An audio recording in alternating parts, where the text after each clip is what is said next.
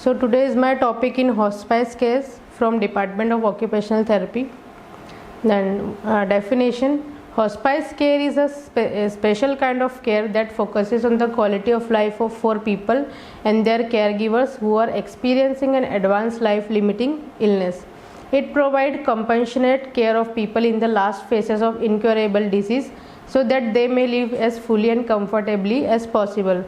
That is the quality of life.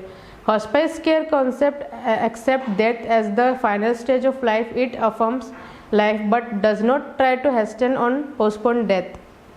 This treats the person and symptom of the disease rather than treating the disease itself.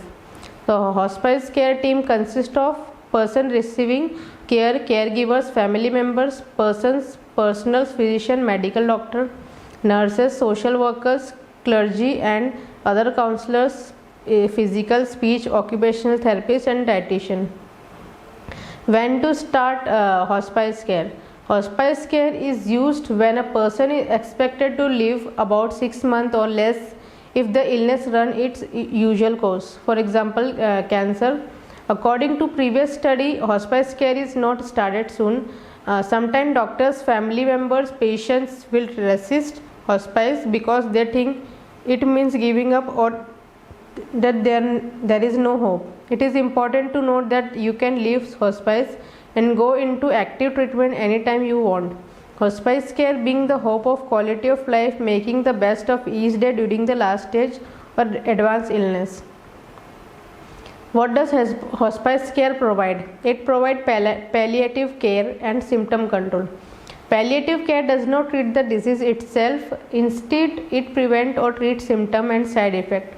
The main goal of including palliative care into hospice care is to help patients be comfortable, allowing them to enjoy the last stage of life. For instance, the discomfort, pain, nausea and other side effects are managed to make sure you feel as good as possible yet are alert enough to enjoy the people around you and make important decisions. So, home care and inpatient hospice care. Although most hospice care is centered in the home, there might be times when you need to be in hospital. Your home hospice team can arrange for inpatient care and will stay involved in your care. You can go back home care whenever you and your family are ready. Next is spiritual care. Each person has their spiritual and religious belief.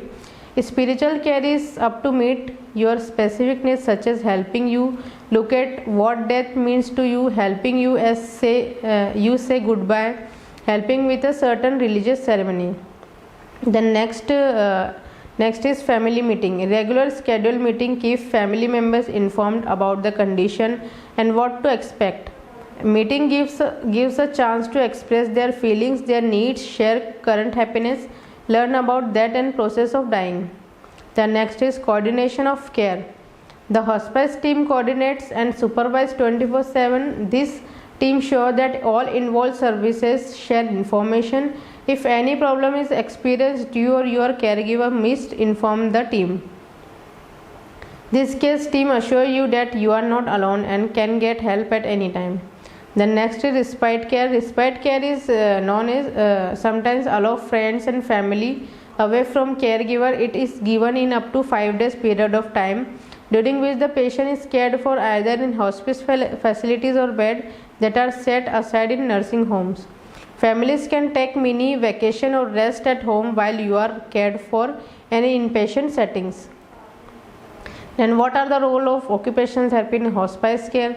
Occupational therapy plays an important role in supporting clients, their loved ones and caregivers in maintaining and fostering a sense of cohesion, participating and living, even in the midst of dying.